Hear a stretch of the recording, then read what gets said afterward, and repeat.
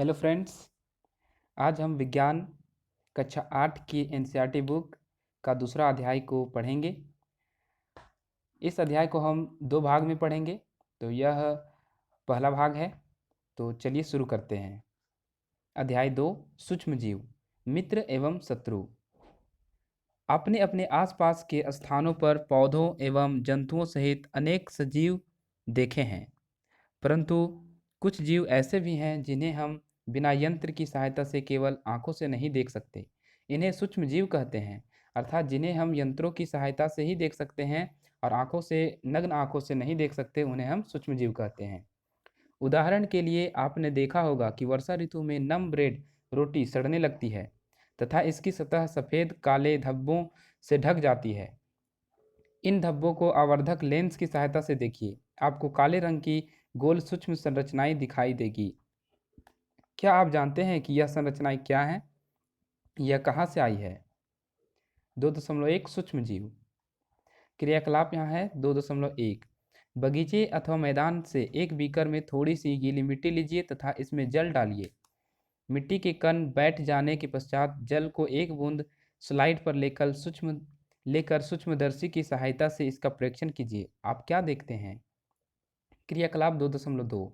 एक तालाब या पोखर से जल की कुछ बूंदें लीजिए। कांच की स्लाइड पर फैलाकर सूक्ष्मदर्शी की सहायता से इनका प्रेक्षण कीजिए। क्या आपको सूक्ष्म जीव गति करते हुए दिखाई दे रहे हैं? इन प्रेक्षणों से पता चलता है कि मिट्टी एवं पानी में अनेक छोटे छोटे सूक्ष्म जीव उपस्थित रहते हैं। सूक्ष्म जीव इतने छोटे होते हैं कि उन्हें बिना यंत्र की सहायता से नहीं देखा जा सकता। इनमें से कुछ, जैसे कि ब्रेड पर उगने वाले कवक, को आवर्धक लेंस की सहायता से देखा जा सकता है, जबकि अन्य बिना सूक्ष्मदर्शी की सहायता से दिखाई नहीं देते। यही कारण है कि इन्हें सूक्ष्मजीव कहते हैं। सूक्ष्म जीवों को 4 मुख्य वर्गों में बांटा गया है। तो किन किन वर्गों में? जीवाणु, कवक, प्रोटोजोआ एवं कुछ शैवाल। जीवाणु, शैवाल, प्रोटोजोआ एवं कवक के कुछ सामान्य सूक्ष्मजीव चित्र 2.1 से 2.4 में दर्शाए गए हैं, जिन्हें हम बाद में देखेंगे। विषाणु, वायरस भी सूक्ष्म होते हैं, परंतु वे अन्य सूक्ष्मजीवों से भिन्न हैं। वे केवल परपोषी में ही गुणन करते हैं, अर्थात जीवाणु पौधे अथवा जंतु कोशिका में गुणन करते हैं। विषाणु चित्र 2.5 में दर्शाए गए हैं। कुछ सामान्य रोग जैसे कि जुकाम, इन्फ्लुएंजा, फ्लू एवं अधिकतर खांसी विषाणु द्वारा होते हैं। कुछ विशेष रोग जैसे कि पोलियो एवं खसरा भी विषाणु वायरस द्वारा होते हैं। अतिसार एवं मलेरिया प्रोटोजोआ द्वारा होते हैं। टाइफाइड एवं क्षय रोग अर्थात टीबी जीवाणु द्वारा होने वाले रोग हैं। इनमें से कुछ सूक्ष्मजीवों के विषय में आप कक्षा 6 एवं 7 में पढ़ चुके हैं। यहाँ पर चित्र है जीवाणु, स्पाइरल जीवाणु, छड़नुमा जीवाणु, ये 2 चित्र हैं जीवाणु के। यहाँ है शैवाल, क्लेमाइडोमोनास और स्पाइरोगाइरा, ये दोनों शैवाल हैं। फिर है प्रोटोजोआ। प्रोटोजोआ के उदाहरण है अमीबा और पैरामीशियम। उसके बाद कवक है। यहाँ कवक है राइजोपस, जिसे ब्रेड मोल्ड कहते हैं, और पेनिसिलियम और एस्परिजिलस, ये सब कवक के कुछ उदाहरण हैं। चलिए आगे पढ़ते हैं। अब 2.2 सूक्ष्म जीव कहाँ रहते हैं? यहाँ पर विषाणु का भी चित्र है, ऐसा कुछ विषाणु होता है। सूक्ष्म जीव कहाँ रहते हैं? सूक्ष्म जीव एक कोशिक हो सकते हैं, जैसे कि जीवाणु, कुछ शैवाल एवं प्रोटोजोआ, अथवा बहुकोशिक जैसे कि कई शैवाल एवं कवक। यह बर्फीली शीत से उष्ण गर्म स्रोतों तक हर प्रकार की परिस्थिति में जीवित रह सकते हैं। यह मरुस्थल एवं दलदल में भी पाए जाते हैं। यह मनुष्य सहित सभी जंतुओं के शरीर के अंदर भी पाए जाते हैं। कुछ सूक्ष्मजीव दूसरे सजीव पर आश्रित होते हैं, जबकि कुछ अन्य स्वतंत्र रूप से पाए जाते हैं। अमीबा जैसा सूक्ष्मजीव अकेले रह सकता है, जबकि कवक एवं जीवाणु समूह में रहते हैं। तो अमीबा अकेले भी रह सकता है, जबकि कवक और जीवाणु समूह में भी हो सकते हैं। सूक्ष्मजीव और हम। सूक्ष्मजीवों की हमारे जीवन में महत्वपूर्ण भूमिका है। इनमें से कुछ हमारे लिए लाभदायक हैं तथा कुछ अन्य हानिकारक तथा जीवों में रोग का कारक हैं। आइए हम विस्तार से इसका अध्ययन करें। तो आगे है मित्रवत सूक्ष्मजीव। मतलब सूक्ष्मजीव हमारे मित्र कैसे हैं, हमें लाभ कैसे पहुंचाते हैं, इसके बारे में हम पढ़ेंगे। सूक्ष्मजीव विभिन्न कार्यों में उपयोग किए जाते हैं। इनका उपयोग दही, ब्रेड एवं केक बनाने में किया जाता है। प्राचीन काल से ही सूक्ष्मजीवों का उपयोग एल्कोहल बनाने में किया जाता रहा है। पर्यावरण को स्वच्छ रखने के लिए भी इनका उपयोग किया जाता है। उदाहरण के लिए कार्बनिक अवशिष्ट, सब्जियों के छिलके, जंतु अवशेष, विष्ठा इत्यादि का अपघटन जीवाणुओं द्वारा किया जाता है तथा हानिरहित पदार्थ बनते हैं। स्मरण कीजिए, जीवाणुओं का उपयोग औषधि उत्पादन एवं कृषि में मृदा की उर्वरता में वृद्धि करने में किया जाता है, जिससे नाइट्रोजन स्थिरीकरण होता है। तो नाइट्रोजन के स्थिरीकरण में भी जीवाणु बहुत अहम योगदान निभाते हैं। दही एवं ब्रेड का बनना। आप कक्षा 7 में पढ़ चुके हैं कि जीवाणु दूध को दही में परिवर्तित कर देते हैं। पहली बोलती है, हमने अपनी माँ को गर्म अर्थात गुनगुने दूध में थोड़ा सा दही मिलाते हुए देखा है, जिससे दही जम जाता है। हमें आश्चर्य हुआ, ऐसा क्यों? ऐसा इसलिए होता है क्योंकि दही में लैक्टोबैसिलस नामक जीवाणु होते हैं और यही जीवाणु दूध को दही में परिवर्तित कर देते हैं। चलिए आगे देखते हैं। दही में अनेक सूक्ष्मजीव पाए जाते हैं, जिन्हें लैक्टोबैसिलस नामक जीवाणु प्रमुख हैं, जिनमें जो दूध को दही में परिवर्तित कर देते हैं, यही है लैक्टोबैसिलस जीवाणु। ये इंपॉर्टेंट है, इसे हमेशा हम याद रखेंगे। लैक्टोबैसिलस जीवाणु दूध को दही में परिवर्तित कर देता है। वह दूध में जनन कर उसे दही में परिवर्तित कर देते हैं। जीवाणु पनीर, चीज, अचार एवं अनेक खाद्य पदार्थों के उत्पादन में सहायक हैं। रवा अर्थात सूजी, इडली एवं भटूरे का एक महत्वपूर्ण संघटक दही है। क्या आप अनुमान लगा सकते हैं कि ऐसा क्यों है? जीवाणु एवं यीस्ट चावल के आटे के किण्वन में सहायक होते हैं, जिससे इडली एवं डोसा बनता है। क्रियाकलाप है यहाँ 2.3। एक बर्तन में 1/2 अर्थात आधा किलोग्राम आटा अथवा मैदा लेकर उसमें थोड़ी सी चीनी डालकर गर्म जल से मिलाइए। इसमें थोड़ी मात्रा अर्थात 1 चुटकी ईस्ट पाउडर मिलाकर गूंथ लीजिए। आप 2 घंटे बाद क्या देखते हैं?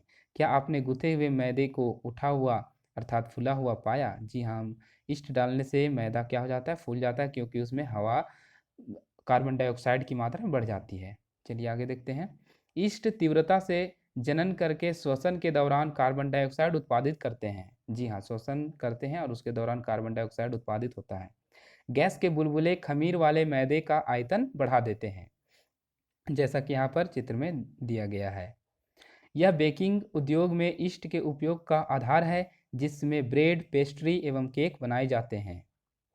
सूक्ष्मजीवों का वाणिज्यिक उपयोग। बड़े स्तर पर एल्कोहल, शराब एवं एसिटिक एसिड के उत्पादन में सूक्ष्मजीवों का उपयोग किया जाता है, जो गेहूं, चावल एवं फलों के रस में उपस्थित प्राकृतिक शर्करा में ईस्ट द्वारा एल्कोहल एवं शराब का उत्पादन किया जाता है। फिर है क्रियाकलाप 2.4। 500 मिलीलीटर का बीकर लेकर इसमें 3/4 भाग तक जल भरिए। इसमें 2-3 चम्मच चीनी घोलिए। इसमें आधा चम्मच ईस्ट पाउडर डालिए। इसे 4-5 घंटों के लिए उष्ण स्थान पर ढक कर रखिए। अब विलयन को सूंघ कर देखिए। यह गंध एल्कोहल की है, जो चीनी के एल्कोहल में परिवर्तित होने के कारण बना है। चीनी के एल्कोहल में परिवर्तन की यह प्रक्रिया ही किण्वन अथवा फर्मेंटेशन कहलाता है।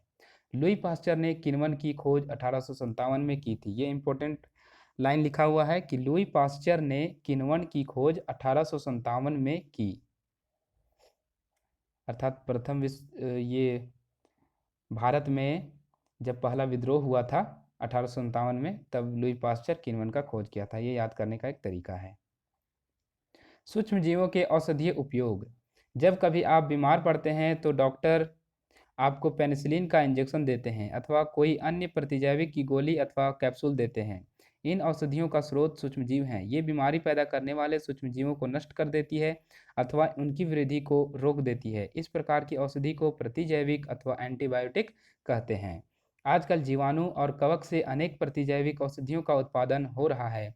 स्ट्रेप्टोमाइसिन, टेट्रासाइक्लिन और एरिथ्रोमाइसिन सामान्य रूप से उपयोग की जाने वाली प्रतिजैविक हैं, जिन्हें कवक एवं जीवाणु से उत्पादित किया जाता है।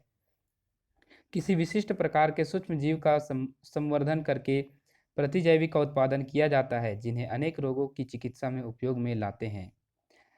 सन 1929 में अलेक्जेंडर फ्लेमिंग जीवाणु रोगों से बचाव हेतु एक संवर्धन पर प्रयोग कर रहे थे।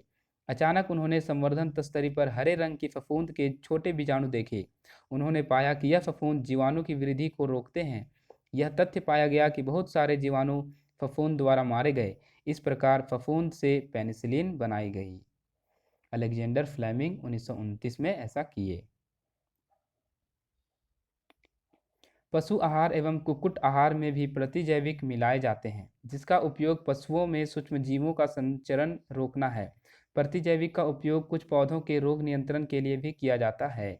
ध्यान रखना चाहिए कि डॉक्टर की सलाह पर ही प्रतिजैविक की दवाएं लेनी चाहिए तथा उस दवा का कोर्स भी पूरा करना चाहिए। यदि आप प्रतिजैविक उस समय लेंगे जब उसकी आवश्यकता नहीं है, तो अगली बार जब आप बीमार होंगे और आपको प्रतिजैविक की आवश्यकता होगी तो वह उतनी प्रभावी नहीं होगी। इसके अतिरिक्त अनावश्यक रूप से ली गई प्रतिजैविक शरीर में उपस्थित उपयोगी जीवाणु भी नष्ट कर देती है। सर्दी, जुकाम एवं फ्लू में प्रतिजैविक प्रभावशाली नहीं है, क्योंकि यह रोग विषाणु द्वारा होते हैं। आगे है वैक्सीन। वैक्सीन अर्थात टीका। पहली कहती है, शिशु एवं बच्चों को टीका क्यों लगाया जाता है? इसका जवाब हम आगे देखेंगे। जब रोग कारक सूक्ष्मजीव हमारे शरीर में प्रवेश करते हैं तो उनसे लड़ने के लिए हमारा शरीर प्रतिरक्षी उत्पन्न करता है, अर्थात एंटीबॉडी बनाता है। शरीर को यह भी स्मरण रहता है कि वही सूक्ष्मजीव अगर हमारे शरीर में पुनः प्रवेश करता है तो उससे किस प्रकार लड़ा जाए। अतः यदि मृत अथवा निष्क्रिय सूक्ष्मजीवों को स्वस्थ व्यक्ति के शरीर में प्रविष्ट कराया जाए तो शरीर की कोशिकाएं उसी के अनुसार लड़ने के प्रतिरक्षी उत्पन्न करके रोग कारक को नष्ट कर देती है। यह प्रतिरक्षी हमारे शरीर में सदा के लिए बनी रहती है तथा रोग कारक सूक्ष्मजीव से हमारी सदा के लिए सुरक्षा होती है। इस प्रकार टीका अर्थात वैक्सीन कार्य करता है। हैजा, क्षय, चेचक तथा हेपेटाइटिस जैसी अनेक बीमारियों को वैक्सीन टीके द्वारा रोका जा सकता है। यहाँ पर है, एडवर्ड जेनर ने चेचक के लिए 1798 में चेचक के टीके की खोज की थी। तो प्रश्न आता है कि चेचक के टीके की खोज किसने और कब की? इसका उत्तर हो जाएगा, चेचक की खोज एडवर्ड जेनर ने 1798 में की। आपके बचपन में आपको भी अनेक रोगों से रक्षा करने के लिए टीके अर्थात वैक्सीन दिए गए होंगे। क्या आप इन रोगों की सूची तैयार कर सकते हैं? इसके लिए आप अपने माता पिता की मदद ले सकते हैं। सभी बच्चों को इन रोगों से सुरक्षा की आवश्यकता है। आवश्यक टीके निकट के अस्पताल में उपलब्ध होते हैं। बच्चों को पोलियो से बचाने के लिए आपने टेलीविज़न एवं समाचार पत्रों में पोलियो के टीकाकरण के विज्ञापन पल्स पोलियो देखे होंगे। पोलियो ड्रॉप बच्चों को दिया जाने वाला वास्तव में एक टीका अर्थात वैक्सीन है। चेचक के विरुद्ध विश्वव्यापी अभियान चलाया गया, जिसके परिणामस्वरूप विश्व के अधिकांश भागों से चेचक का उन्मूलन हो गया। आजकल सूक्ष्मजीवों से टीके का उत्पादन बड़े स्तर पर किया जाता है, जिसमें मनुष्य एवं अनेक जंतुओं को अनेक रोगों से बचाया जाता है। मिट्टी की उर्वरता में वृद्धि। कुछ जीवाणु एवं नीले हरे शैवाल चित्र 2.7 वायुमंडलीय नाइट्रोजन का स्थिरीकरण कर सकते हैं। इस प्रकार मृदा में नाइट्रोजन का संवर्धन होता है तथा उसकी उर्वरता में वृद्धि होती है। इन्हें सामान्यतः जैविक नाइट्रोजन स्थिरीकरण कहते हैं। यहाँ पर है 2.7 के चित्र, नाइट्रोजन स्थिरीकारक साइनोबैक्टीरिया, एक नीले हरे शैवाल। अब है पर्यावरण का शुद्धिकरण। तो ये छोटे सूक्ष्मजीव पर्यावरण का भी शुद्धिकरण कैसे करते हैं, इसके बारे में हम पढ़ेंगे। अपने विद्यालय के माली को देखने के पश्चात पहेली बूझो और दूसरे विद्यार्थियों ने घरों व बगीचों से पत्तियां एवं फल सब्जियां का कचरा एकत्र करके उसके निपटान के लिए बनाए गए गड्ढे में डाला। कुछ समय बाद इसका विघटन होने से यह खाद में परिवर्तित हो गया। पहेली और बूझो जानना चाहते हैं कि यह किस प्रकार हो सकता है। फिर है क्रियाकलाप 2.5। 2 गमले लेकर प्रत्येक को मिट्टी से आधा भर दीजिए। इन्हें ए एवं बी चिन्हित कीजिए। ए गमले में पौधों का कचरा भर दीजिए तथा दूसरे गमले बी में पॉलीथीन की थैली, कांच की खाली बोतलें तथा प्लास्टिक के टूटे खिलौने इत्यादि भर दीजिए। उन्हें एक ओर रख दीजिए। 3-4 सप्ताह बाद उनका परीक्षण कीजिए। क्या आपको दोनों गमलों की वस्तुओं में कोई अंतर दिखाई देता है? यदि हाँ, तो क्या अंतर परिलक्षित होता है? आप देखेंगे कि गमला ए के पादप अवशिष्ट का अपघटन हो गया है। यह कैसे हुआ? सूक्ष्म जीवों द्वारा पादप अपशिष्ट का अपघटन कर उसे खाद में बदल दिया गया। इस प्रक्रिया में बने पोषक पौधों द्वारा पुनः उपयोग किए जाते हैं। क्या आपने ध्यान दिया कि गमला बी के पॉलीथीन की थैली, कांच की खाली बोतलों एवं खिलौनों के टूटे हुए टुकड़ों में इस प्रकार का परिवर्तन नहीं हुआ? सूक्ष्म जीव उन पर क्रिया करके खाद में परिवर्तित नहीं कर सके। आप अक्सर बड़ी मात्रा में मृत जीवों को सड़ते हुए पादप व कभी-कभी सड़ते हुए जंतुओं के रूप में देखते हैं। आप देखते हैं कि कुछ समय बाद वह विलुप्त हो जाते हैं। इसका मुख्य कारण है कि सूक्ष्मजीव मृत जैविक अपशिष्ट का अपघटन करके उन्हें सरल पदार्थों में परिवर्तित कर देते हैं। यह पदार्थ अन्य पौधों एवं जंतुओं द्वारा पुनः उपयोग कर लिया जाता है। इस प्रकार हानिकारक एवं दुर्गंध युक्त पदार्थों का निम्नीकरण करने के लिए हम सूक्ष्म जीवों का उपयोग करके पर्यावरण का शुद्धिकरण कर सकते हैं। तो यहाँ हम पाते हैं कि गले सड़े पदार्थ, घर के कचरे, छिलके इत्यादि जो है वो सूक्ष्म जीवों द्वारा अपघटित कर दिए जाते हैं, जबकि जो प्लास्टिक के वस्तुएं होते हैं या फिर कांच की वस्तुएं होते हैं, उन्हें विघटित करने में सूक्ष्मजीव असमर्थ होते हैं। इसलिए हमें ज़्यादातर प्लास्टिक का प्रयोग नहीं करना चाहिए और इधर-उधर उसमें रहिए। अब है हानिकारक सूक्ष्मजीव। सूक्ष्मजीव अनेक प्रकार से हानिकारक हैं। कुछ सूक्ष्मजीव मनुष्य, जंतुओं एवं पौधों में रोग उत्पन्न करते हैं। रोग उत्पन्न करने वाले ऐसे सूक्ष्मजीवों को रोगाणु अथवा रोगजनक कहते हैं। कुछ सूक्ष्मजीव भोजन, कपड़े एवं चमड़े की वस्तुओं को संदूषित कर देते हैं।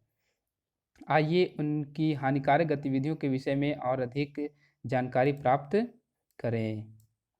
तो चलिए आज इतना ही पढ़ते हैं। अगले वीडियो में हम फिर से हानिकारक सूक्ष्मजीव के बारे में जानेंगे।